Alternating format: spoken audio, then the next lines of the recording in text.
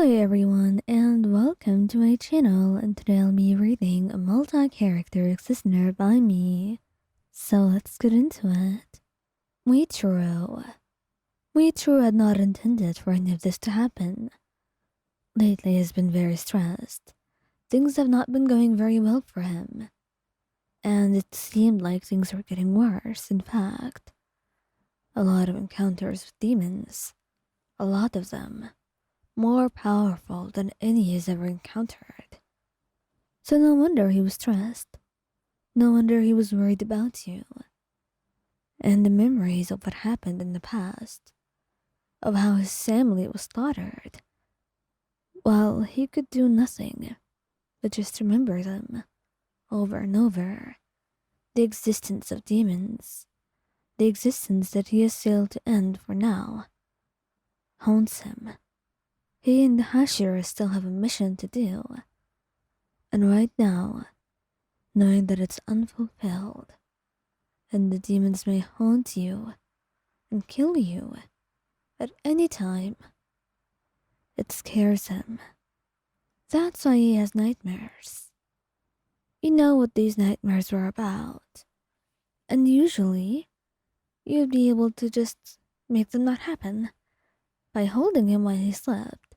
He told you it was very relaxing, and most of the time, it was easier for him not to have nightmares. When you would hug him while he was sleeping, it brought him a sense of safety, and it was a clear way of showing that you were there too. You would always be there for him, never leaving him for a single moment. But it seemed today, despite your efforts, the nightmares were worse than you could ever remember or recall. Usually he would not be like this. Usually you would not be waking up in the middle of the night by him talking and moving in the bed. Muichirou, dear, please calm down. You tried telling him, but you know that this time it seems different. It's not the same as any other time. That's not how he looks like. And the way he looks so terrified, something you'd never seen on his face before, as he calls out your name, and soon it turns into a loud scream. And you're too terrified, shaking him from his sleep and trying to wake him up, trying to get him away from this nightmare that he was having, trying to do anything that you could to prevent it. But instead, he just sat up, and he seemed to be so haunted by everything. He kept looking around, as if scanning the room. When you looked at him, turning on the lights, "It's okay, I'm right here," you tell him, and it takes him a few seconds, and then he lets out a breath, hugging you tightly. I'm sorry about this, Wayan. I really am. Please, don't be upset with me," he says, and you nod, smiling softly as you hug him. "It's alright, Muichirou. Everything's fine, and I'm right here, okay?" You tell him, and he hugs you tightly.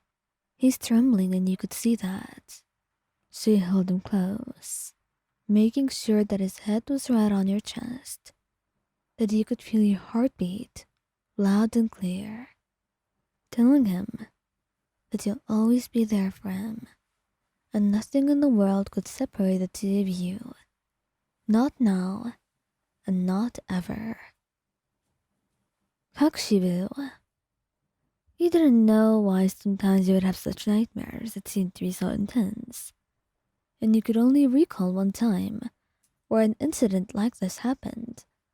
Usually he was very controlled, and usually he would not have nightmares at all, and even if he did, you would not happen to notice.